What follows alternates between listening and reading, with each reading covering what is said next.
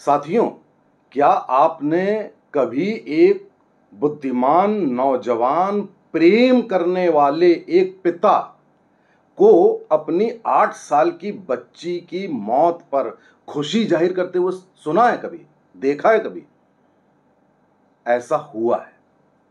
Israel में हुआ Hamas के आतंकियों के हमले के बाद जब एक पिता सुनता है कि उसकी 8 साल की बच्ची को मार दिया है, यानी कि हत्या कर दी है, तो वो बहुत खुश हो जाता है कि कम से कम अब दरिंदगी नहीं की जाएगी मेरी बच्ची के साथ, जैसी कि बाकी लड़कियों के साथ दरिंदगी की गई, बलात्कार किया गया, शवों की परेड की गई, छत विच्छत किए गए शव। ऐसा नहीं होगा। यानी कि उस पिता की खुशी का कारण यह था कि मृत्यु हो जाए ठीक है, ऐसा ना हो मेरे साथ। आप जरा सोचिए कि ऐसा, अभी आपने देखा यूक्रेन और रूस का युद्ध हुआ, चल रहा है, 2 साल होने को जा रहे हैं। आपने एक घटना कभी सुनी बर्बरता की, बलात्कार की, इस तरीके की दरिंदगी की? आपने एक घटना नहीं सुनी होगी, बल्कि आपने कई जगह उसमें मानवीय एंगल सुने होंगे कि भारतीय छात्र आ रहे हैं तो यूक्रेन और रूस दोनों रेस्ट्रेन कर रहे हैं। आपने ये सुना होगा। क्यों?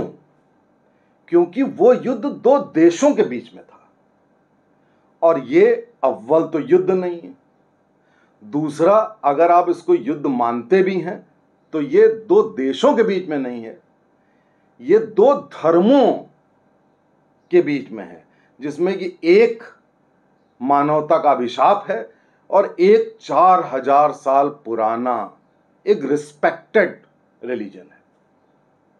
अब आप देखिए, लोगों ने इस हमास के आतंक को बड़ी चालाकी से कन्वर्ट कर दिया पैलेस्टीनियन मुद्दे पर, फिलिस्तीनी पर। फिलिस्तीनी का राष्ट्रपति वहां बैठा हुआ है आराम से, वो अमेरिका के राष्ट्रपति से बात भी कर रहा है।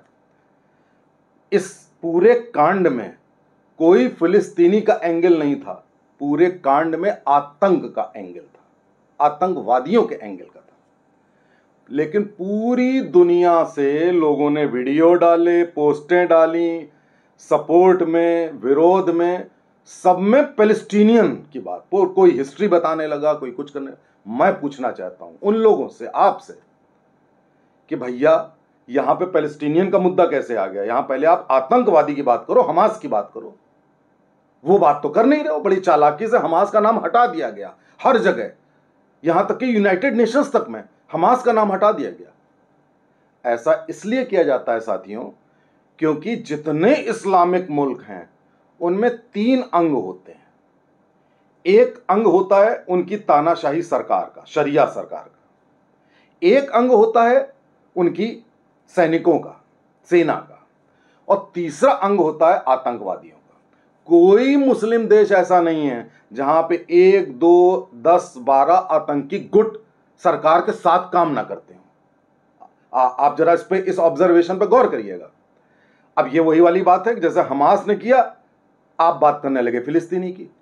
हमारे वहां 26/11 लश्कर तौबा, जैश ए मोहम्मद, इन सब ने किया, आप बात करने लगे कश्मीर की और पाकिस्तान की। इनके वहां यही होता है कि आप इराक की बात करेंगे तो ISIS आ जाएगा, आप सीरिया की बात करेंगे तो ISIS आ जाएगा, आप सऊदी की बात करेंगे तो अल-कायदा आ जाएगा, आप लेबनान की बात करेंगे तो हिजबुल्लाह आ जाएगा। अब देखिए, हिजबुल्लाह लड़ रहा है, हिजबुल्लाह एक आतंकी संगठन है, वो इजराइल से लड़ रहा है। क्यों? उसका अपना कोई कारण नहीं है।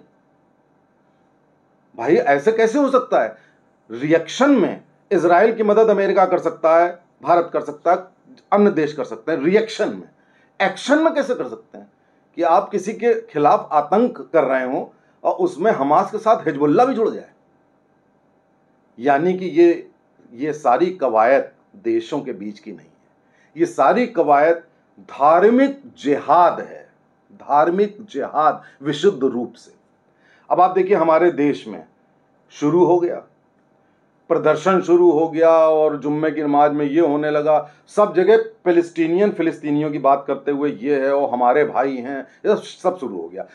आपके अपने वामपंथी, आपके अपने सेकुलर, सीडो सेकुलर, उन्होंने भी शुरू कर दिया।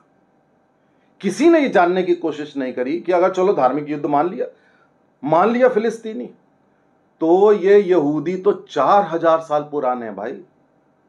आप तो किसने, कोई 1400 साल पहले आया है, कोई 4000 साल से रह रहा है।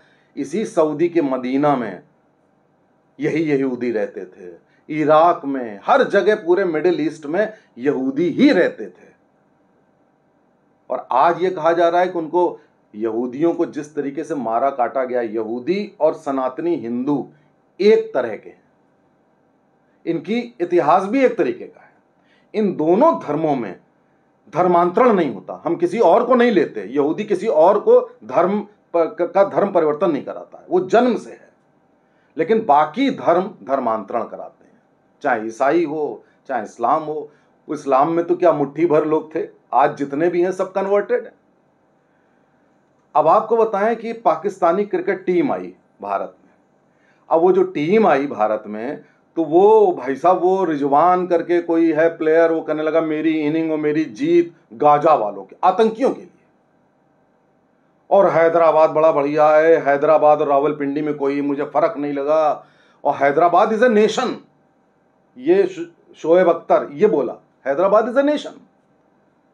तो आप देखिए कि ये जो दूसरा युद्ध चल रहा है बौद्धिक स्तर पर, कि ये बौद्धिक आतंकवादी जहां भी जा रहे हैं, ये आपको सप्रेस कर रहे हैं, ऐसे कह के कि ये है वो है। और ये आपको जगह जगह सोशल मीडिया पे मिल जाएंगे, सड़कों पे भी मिल जाएंगे, प्रदर्शन करते हुए मिल जाएंगे।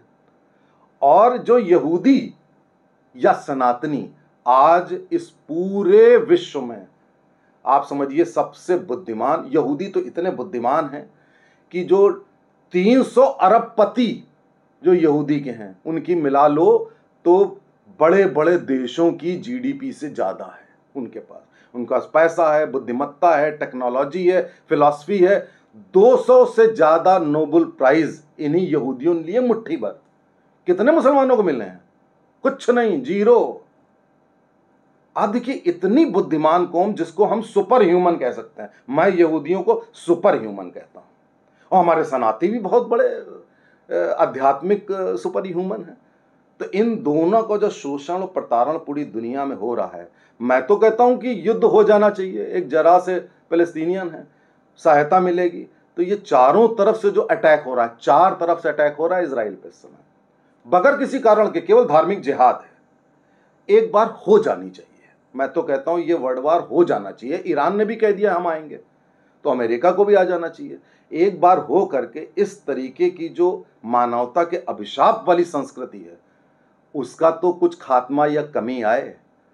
सोचिएगा इस वीडियो के बारे में, शेयर करिएगा, सब्सक्राइब करिएगा। जय हिंद, जय भारत।